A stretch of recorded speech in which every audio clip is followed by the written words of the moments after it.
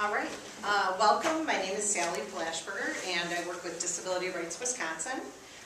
We're here today with our partner agencies, Wisconsin Family Ties and Wisconsin Facets. We're also joined today by parents, professionals, and other stakeholders from the education community. Thank you all for coming. It's good to see a lot of people in the room.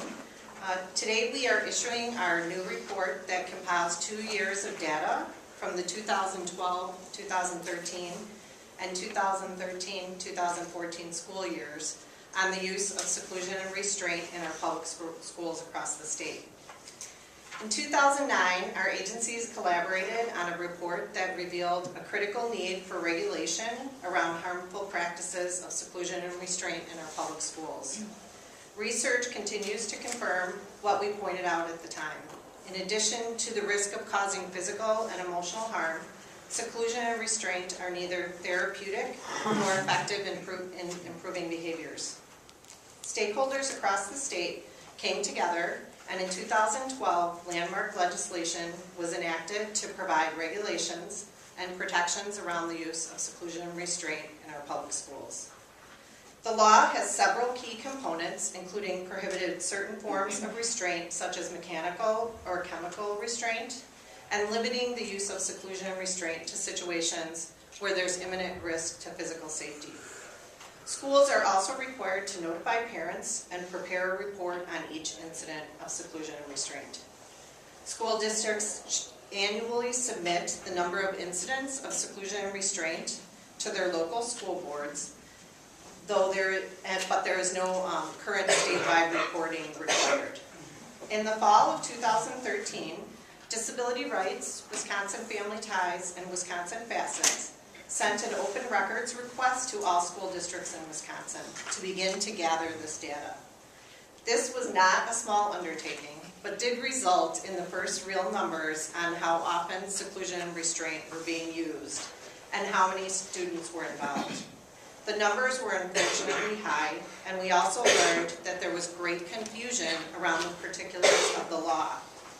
This confusion was not only in the use of seclusion and restraint, but also around the reporting requirements for each school district. We shared this important information across the state in an initial report in 2015. We also met with stakeholders, including the Wisconsin Department of Public Instruction and the Wisconsin Council of Administrators of Special Services, to inform them of our findings about the confusion around the implementation of the law and the reporting requirements by school districts.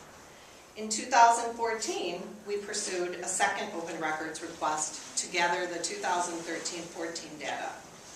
The report we are releasing today includes data from both years, as well as the findings of the uneven experience of data collection and stories from families whose children have been secluded and restrained. This report includes data from over 400 school districts that responded to the open records request. We also have this poster, and on the poster it gives you the total number of seclusion and restraints, the number of students that were subject to seclusion and restraint, and then it shows you that 8 out of 10 students that are secluded and restrained are students with disabilities. We had 97 school districts that reported 0 seclusion and restraint incidents. We had 40 school districts that did not provide any data, and 3/4 of those cited confidentiality reasons.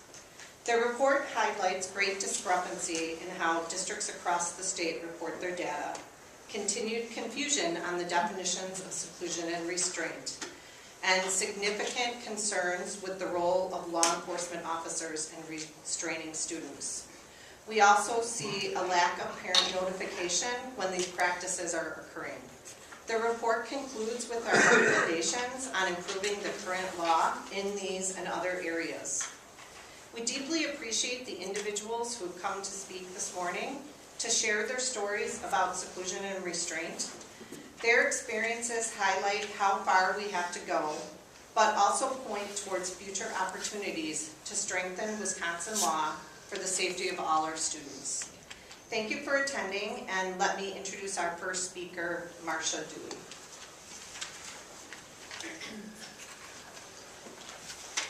morning. Thank you for the chance to come speak with you today. As she mentioned, my name is Marcia Dewey, and my 7-year-old son, Quentin, was diagnosed with ADHD at the age of 3 and autism at the age of 4. And he's been receiving special education services since he was in preschool, so it's 3.5 years now. When he transitioned from kindergarten to 1st grade, we found some challenging behaviors. We met with teachers and assistant principal early in the year and requested more support like we have had in kindergarten. In November, we had a meeting to discuss the results of a functional behavioral analysis and review a behavioral intervention plan to address the issues. The plan could have done a lot to help, but unfortunately it was not implemented. Instead, in early December, the special education teacher approached me in the halls of school to say that she couldn't have Quentin running in the class anymore because it increased his hyperactivity level and was disruptive to other students. She said that she wanted to begin to restrain him when he runs and noted that she was trying to have a meeting with her boss to discuss it, and she was hoping that she wouldn't have to fill out a form each time. What she did not explain was what she really meant by restraint. Said some of my previous suggestions earlier in the year had been to intervene with Quentin with physical management, such as a hand on the shoulder or leading him out of the classroom by the arm. When behaviors escalated, I incorrectly assumed that is what she was referring to when she was talking about restraint, and I agreed that physical intervention was needed at times. Restraint, after this conversation, restraint was then used every day on my child for the next 3 days, twice in 1 day. When I noticed red marks on his back after the 3rd day, I asked him about it. My then 39-pound, 7-year-old son explained to me what was really meant by restraint. He explained to me that his arms were wrapped like a straitjacket, one adult pulling this way, one adult pulling this way. He was lifted up like that, carried through the classroom, through the halls, and into a room. I then learned that that was what they meant by restraint. At times they shut him in a room and held the door closed from the other side, while he, in their words, quote, was crying, screaming, and banging on the door. That is what I learned was seclusion. It's absolutely heartbreaking as a parent to find out about what seclusion and restraint means after it's been used on your child. Once I knew what was happening, I emailed the school requesting that they immediately stop doing these things to my son. The response from the principal included, quote, if the need for restraint should occur, it will be initiated by a trained individual using methods deemed necessary in accordance with the training of Wisconsin Act 125. He told us we would be notified and reports be made available upon request. But when we asked for the reports, we were told that they wanted to wait to share the documentation at a planned meeting several weeks later because we might have trouble understanding it without context. I learned a lot when I went online and investigated Wisconsin Act 125 for myself. I learned that seclusion and restraint may only be used when, quote, behavior presents a clear, present, and imminent risk to physical safety, which was not the case with my son. I learned that when seclusion or restraint are first used with a child with a disability, the IEP team needs to convene as soon as possible. And I learned that reports are supposed to be made available within 2 business days after a request, not at a meeting a couple weeks later. So many things that we didn't know and that nobody told us and that didn't happen as they were supposed to. When our son told us what happened to him, we assured him that we would make it stop. Unfortunately, we discovered we do not have that authority. When our son told his teachers that his parents wanted this to stop, he was told that they can do it because, quote, they are trained. Children with disabilities are 3 times as likely to be abused than typical children. We should not be sending the message to any child that it is okay to do things to their body that they do not like and that hurt them because we are trained. And most certainly we should not be giving that message to those at higher risk. When we use words like restraint and seclusion, it's easy not to grasp what is really going on. Dragging disabled children through the class and halls and locking them in a room. When do we start to consider the word abuse? Thank you for your time.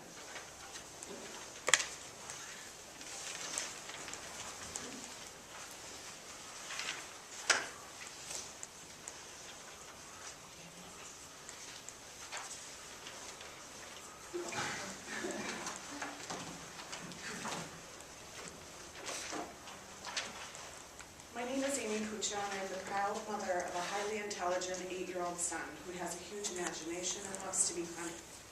He has a lot of challenges, including autism spectrum disorder, ADHD, impulse control issues, sensory processing disorder, and high anxiety. When his anxiety ramps up, he also has tachycardia, which causes his heart to race.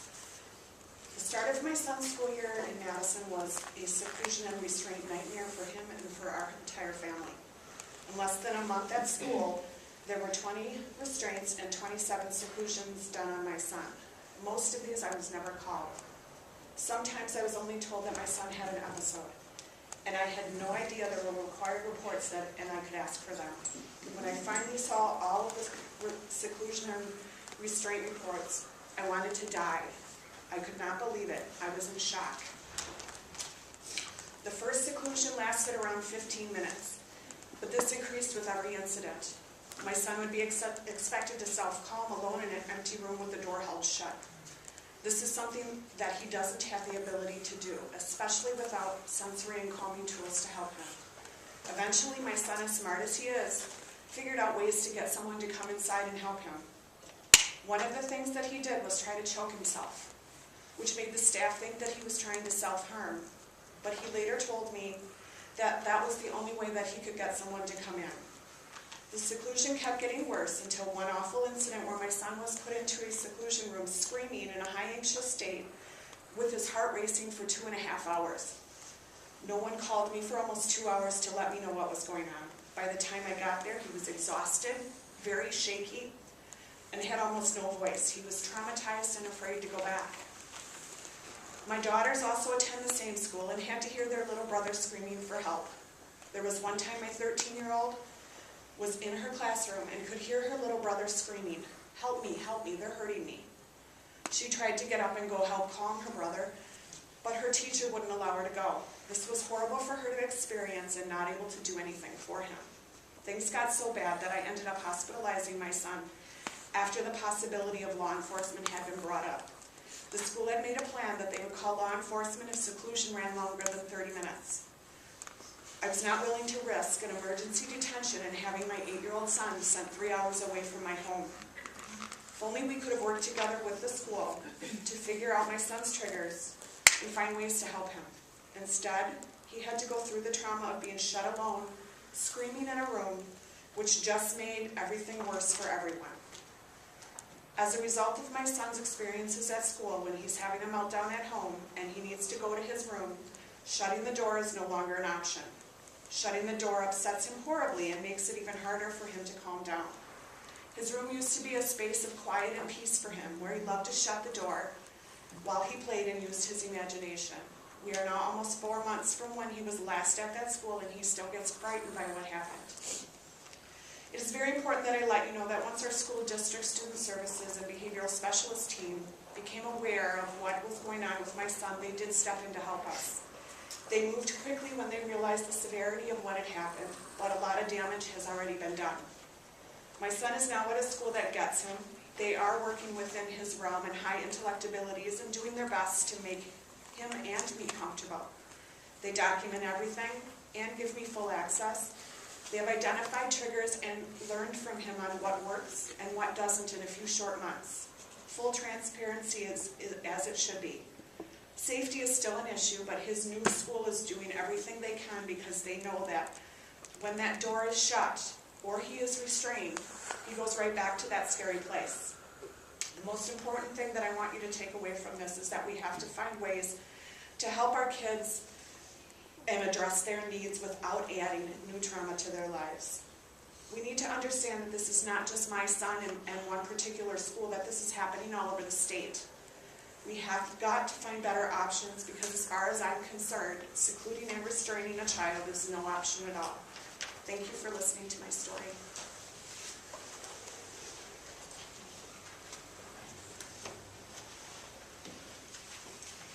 Hello, my name is Anastasia Reisinger. I live in Madison, Wisconsin, and I'm here to share my experience as a speech-language clinician in an elementary school. I'm advocating against the use of seclusion and the use of restraint for students with disabilities and for all students. I recently resigned from a school position because of seclusion, And although I was on staff for only a short period of time, seclusion was used on 3 different children during the first 2 weeks of October of 2015.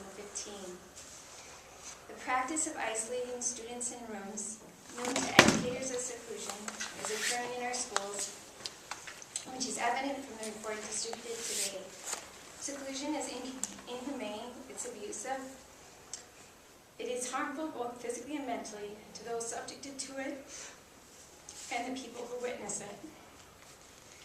The U.S. Department of Education defines seclusion as the involuntary confinement of a student in the room or an area which a student is physically prevented from leaving.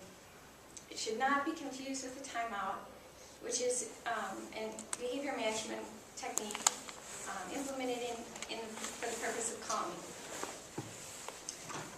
In the events that I witnessed as a staff member, I found it incredibly disturbing to see and hear students forced into rooms against their will. In the room, the secluded students screamed, pounded on the door, and cried out for some kind of support or control. I heard screams that sounded traumatic, and I heard screams that seemed to me as desperate cries for help. Research shows evidence that children and staff exposed to seclusion and restraint have heightened fight and flight responses. After the seclusion experience, I noticed the secluded students demonstrated feelings of fear, stress, and a lack of trust for teachers in the school community. One student ran away from all staff the week after he was secluded. Another student needed extra support going to her classroom the following morning. Another student cried. And in my own experience, I developed intense painful headaches and visited the ER twice. What can we do to help eliminate seclusion and restraint, and how can we promote healthy and positive development for our youth in our schools? There are 4 steps we need to take to address the problems. First, we need to support our schools. Students, teachers, and principals deserve the right to learn and work in environments that are caring and supportive. When we fail to provide sufficient funding to the school system and the special education services, we jeopardize access to resources that keeps students and teachers healthy and strong. Furthermore, insufficient funding causes staff burnout, staff turnover, and specialized staff are split between multiple working sites. Our schools need more support. Secondly, we need to allow for more time in the school day to address challenging behaviors in a proactive team approach and peaceful way. Additional time is also needed for students to discuss what is difficult and traumatic at home, as well as at school. Thirdly, we need to foster nurturing and caring relationships to promote resiliency and recovery from trauma. Ann Maston, a professor of child development, emphasizes that the resilience of adults who work in schools is important because they serve as protective adults in the lives of high-risk children. This research supports that positive relationships with caring adults is one of the main observed predictors of resilience in young people. And when young people experience a trauma or are injured in an accident or witness violence, their recovery from that single experience is enhanced if they can rely on secure relationships with caring adults. And lastly, we need to look to the proposed Keeping All Students Safe Act on the federal level, which is a model for Wisconsin, which would ban the use of seclusion, prohibit physical restraint except for in emergencies where there's imminent threat of bodily injury. Thank you for listening.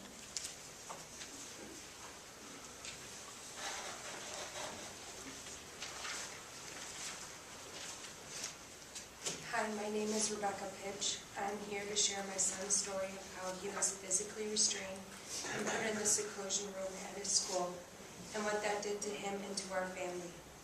My son Chase was only 5 years old and in kindergarten in the fall of 2013. He was physically restrained and put in the seclusion room 85 times in 1 year. The amount of time he was in the seclusion room ranged from 15 minutes up to 2 hours. for a total of 40 hours across his kindergarten year.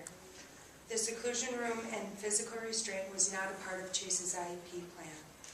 The amount of time that we did not agree to seclusion, we did not agree to restraint, and the school refused to listen to us when we said that it was not needed for our son. One time I witnessed Chase in the seclusion room, and the aide said that he was in the middle of a meltdown. I looked in the room, and he was completely calm sitting on the floor. But the aide would not let him return to the classroom unless he wrote his name 5 times. Even though we found out later the law says that seclusion is not supposed to be a punishment. What made things worse is that writing was one of Chase's behavior triggers. So every time they made him write his name to get out of the seclusion room, it was re-triggering his behaviors. All the restraint and seclusion was very hard on Chase, even to the point where he couldn't make it to the bathroom in time at school. We were very worried about this, so we decided to take him to our doctor. She said the accidents were happening because of stress. Near the end of the school, he was diagnosed with anxiety. They figured this was due to the trauma of being put in the seclusion room. Worried, we took him to a children's counselor for 3 months to help him cope with the trauma he experienced at school. He didn't want to go to school in the mornings. I observed him to be very sad and angry at school. I believe he was experiencing childhood depression. I would often see him walking out of school slumped down and head down. The school made Chase bring home a journal asking him to write about what made him happy and what made him angry. Chase drew a picture of the seclusion room for what made him angry. I often felt angry, hurt, and helpless with dealing with the school. I felt like there was nothing I could do to stop them from physically restraining and secluding my son. They made us feel like it was our fault that our son was having behavioral problems at school, even though we told them over and over again that we were not seeing these behaviors at home at all. Our whole family ended up being so stressed out. I was pregnant at the time with my youngest child and didn't think I was going to carry to full term with her from all of the stress. I remember having a panic attack when I would see the school's number pop up on my phone again. I knew instantly that something happened to my son yet again. We tried to resolve our problems with the school through numerous meetings and phone calls. We talked to the faculty and the special educational director for our county.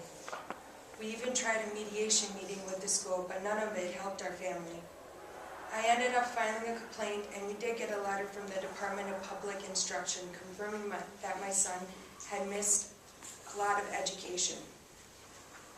Even DPI agreed that the school was wrong and that Chase had been restrained and secluded in situations where there was no risk. DPI even said it was wrong to expect him to complete a task before returning to the classroom. We were fortunate enough to be able to move out of that district. We could send Chase to a different school, but we have lost all trust in the school systems. Not only me, but my son is scared to go back to a school environment. We've been homeschooling since 2014, and he has made such huge progress since then. He has no more accidents or meltdowns or any issues with writing anymore. He has made some close friends with kids in our homeschooling group. We couldn't be more proud of him. I'm here today telling you my son's story in hopes of helping to prevent this from happening to another child and family. I never want another child and family to experience what we were put through. I'm learning now that there are too many stories like mine. Too much seclusion and restraint is happening in Wisconsin schools. Our children deserve better. I want to thank you for taking the time to listen to our story today.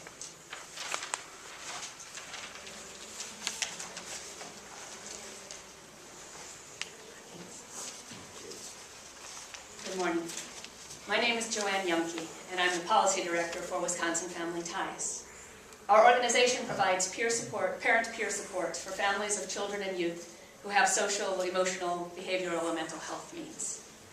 On behalf of the 3 organizations releasing today's report, I'd like to offer our heartfelt thanks to our speakers today, as well as those who've joined us up front, have been in touch with our organizations regarding excessive, inappropriate seclusion and restraint in Wisconsin schools. These are difficult, emotional stories. You could hear it. And we are grateful for your willingness to speak out and work to make schools safer for students, both with and without disabilities. I'd also like to recognize that there is some fine work being done in school districts across the state, taking important strides towards making our schools safer for everyone. As Sally mentioned at the beginning of the event, there were 97 districts that reported that they did not use seclusion and restraint in 2013-2014. There are districts with significant efforts on school mental health and anti-bullying initiatives, and on creating schools that understand how to respond to the way that trauma impacts the lives of their students. There's a great deal of positive work happening across Wisconsin. For all the work that's being done, however, it's clear that we have miles to go as a state when it comes to seclusion and restraint. 2 years' worth of data collection via open records request has not only demonstrated that seclusion and restraint is still happening, involving many incidents and many students. The need for a standardized statewide reporting system is evident as well. We need to be able to track progress as a state when positive work is making an impact. And we also need to be able to identify where things are not going well. Unless a statewide data collection goes to the Department of Public Instruction, school districts won't know where to go to compare how they're doing relative to other similar-sized districts in the state. Families won't know where to go to see how often seclusion and restraint is used in their own district. This is crucial information and should not be buried on the local level in school board reports. Wisconsin needs to join the 22 other states that require statewide collection of seclusion and restraint data. We also hear again and again, we heard this morning, of parents who didn't know that seclusion or restraint had been used on their child, who didn't know that the school was required to log an incident report, who didn't know that they had a right to see that report. Those incident reports should be conveyed to the parents automatically and should include the actions of the staff as well as the actions of the student. Another thing we don't know is the extent to which law enforcement officers are using restraint on students, but we do know that Wisconsin's seclusion and restraint law does not fully apply. Law enforcement personnel in schools are not covered individuals under Act 125, so they are not required to limit their use of restraint to situations in which physical safety is at imminent risk. They can use techniques that our legislature has deemed too dangerous to be used by school staff. And they can use restraint even when it is not the least restrictive alternative available. The bottom line is, if it's wrong for school staff, what makes it acceptable for law enforcement? Law enforcement officers need to be added to the statutory list of covered individuals in Wisconsin's seclusion and restraint law. Today's speakers have also referred to their students' individualized education plans. Unfortunately, when it comes to seclusion and restraint, IEPs are not allowed to be truly individual. Wisconsin law currently requires that seclusion and restraint be referenced in the IEP if such measures can be, quote, reasonably anticipated, whether the parents agree or not. But the law already allows seclusion and restraint when physical safety is at imminent risk. Requiring seclusion and restraint to be part of the plan unintentionally increases the likelihood that these measures will be used inappropriately and with greater frequency. There should be no such requirement.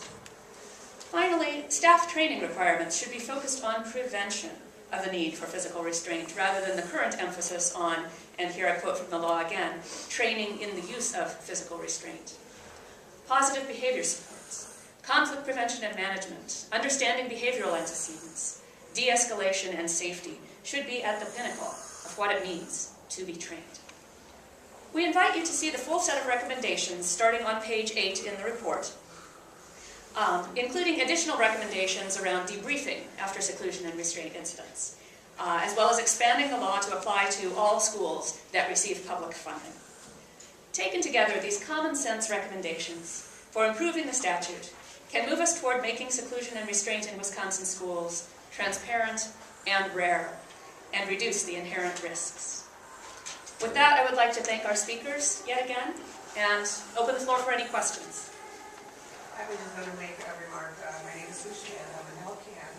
I have worked with the elderly, and I have seen restraints for that. I worked at young hospitals, and patients restraint reasonably, where we have them on so long and off for their own safety. I've taken care of a few mentally challenged children, autistic, and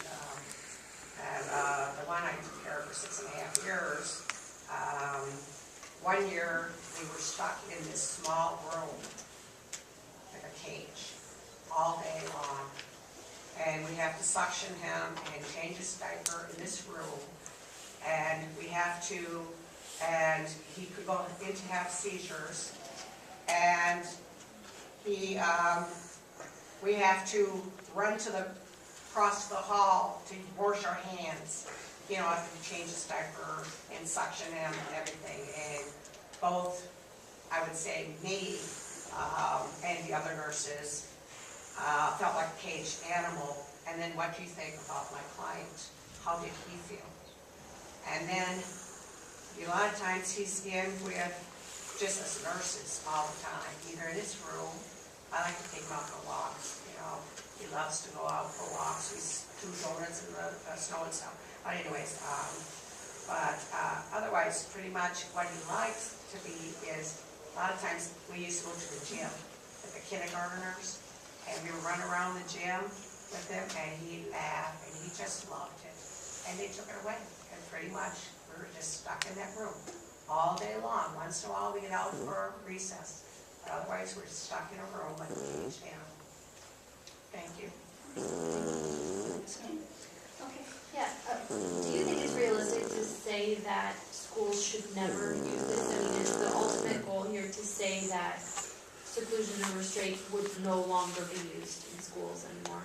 You know, I think that at this point, that's obviously we're asking for a variety of changes to the law in a way that recognizes that there are risks to safety and there are situations where things get to the point where where we need to make things safe for everyone. You know, if weapons are involved, if the child is about to run into the street, of course we need to have the flexibility for people to, for staff to help keep people safe. I think the takeaway message here, though, is in the ideal world there would be no seclusion and restraint because we'd have worked to understand how things are with each individual child, to put into place the plans that could help prevent the crisis, to look first towards de-escalation, and so often seclusion and restraint actually end up escalating a situation. So I think that's where we're coming from. Do you think that do you buy the argument that schools say that they're trying to use it less, that they're using it in fewer instances and are trying to do some of the things that you're saying already? Well, I think that a statewide data collection would that goes through one place through a standardized system would help reveal those things much more than this sort of open records request. Different kinds of reports have gone to every school board. We'll be able to see much better, as I said previously, where we're making progress. I think that's the issue, is we don't see that we're comparing apples to apples based on how it gets reported to the school board. So it's really hard to extrapolate all that information. And so that's one of the biggest reasons we need the statewide reporting. Do the numbers alone tell the story, though, as to whether in each of these individual cases this was a necessary seclusion or restraint or not? The numbers do not tell whether it's a necessary seclusion or restraint. It just gives the numbers. And so I think it's from the personal stories that our agencies receive for people calling for assistance that we hear the reasons for the restraint. And so I guess the parent stories we hear are, these are not just for parents. We hear these stories throughout our agencies. Yes, my question is whether you have plans to crosswalk the data you've collected to the OCR CRDC data? I talked about that, but we have not taken that on yet. We're dealing with our statewide data that we're collecting through open records. But yes, that's a very interesting aspect to see if it's similar. what type of restraints are being done on these children? Do you get that data too? Because there's some extreme restraints done and some legal on children. That is something else that this data does not currently reflect. Now, the law does have limitations on what kind of restraints. It doesn't no mechanical restraint you can't use. So, In other but words, they can do anything that they would think, because everything is called restraint, even holding their hands, but they go beyond that. well, holding hands is actually in the law not considered restraint. That's what I was told, that is considered restraint, right? And I think that's part of the confusion is not only when we received data, we had school districts and we would maybe contact and say, this seems high. And I mean, I'm going to be honest, one reported that every time they sent the students to the principal's office, they considered that seclusion. So I think not only is there confusion, there's confusion in the reporting, there's confusion around what is considered seclusion and restraint. And so we keep looking for clarification. The Department of Public Instruction continues to update their frequently asked questions about seclusion and restraint, because these are the things that we will report to them. This is what we hear, and then through complaints they learn what parents are hearing. So I think they're looking at that to determine. But first of all, I just want to say thanks to the parents and the educators who testified and shared your stories. I think that takes a lot of bravery. My question is to the parents who moved your child to a different school and they're now able to be more successful in the classroom. What sort of behavior management and de-escalation techniques have you found that have worked with your kids? I homeschool. So they're completely out of the school system. So Mine's in the same school. Mine's at a different school, but they are not restraining him or secluding him much at all due to how traumatic it is for him. Instead, they're utilizing more sensory tools for him. They're doing more, they're taking the recommendations of his outside occupational therapy, speech therapy, behavioral modification therapy, and really listening to what myself as a parent, as well as those that are working with my son, are suggesting. So, many times, just him taking deep breaths will help to avoid that. They're also documenting everything so they can actually see, okay, when he does this, it causes this. So let's maybe try to avoid that. When you have stuff in writing, when you, for your own personal data collection, it's easier for you to be able to see the patterns, which I think is really important. And they're sharing that with me, and and they just really are listening more and trying to avoid any seclusions and or restraining of him. I don't know if everyone said what school district.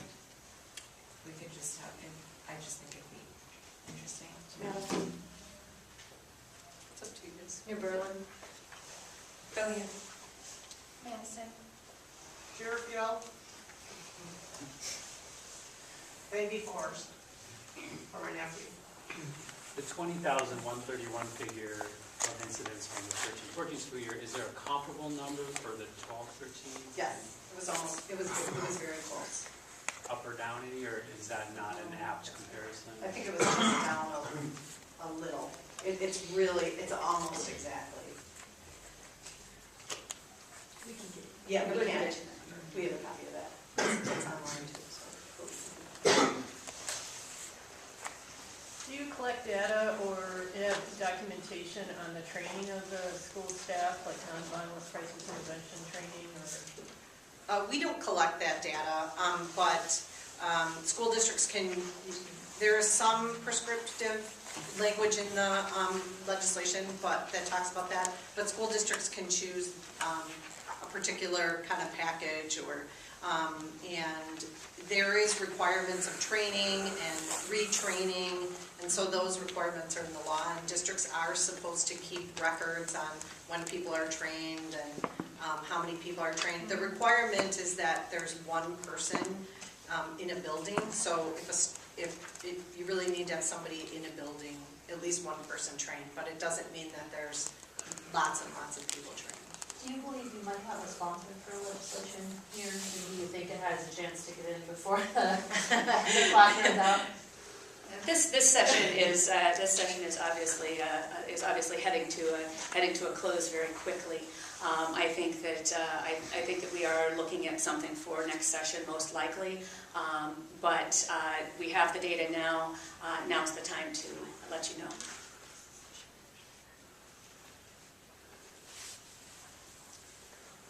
All right. Well, thank you all so much. You know, folks, we'd be happy to talk one-on-one, and so please feel free to come up and let us share a little bit more that way if you'd like. And thank you to our parents again.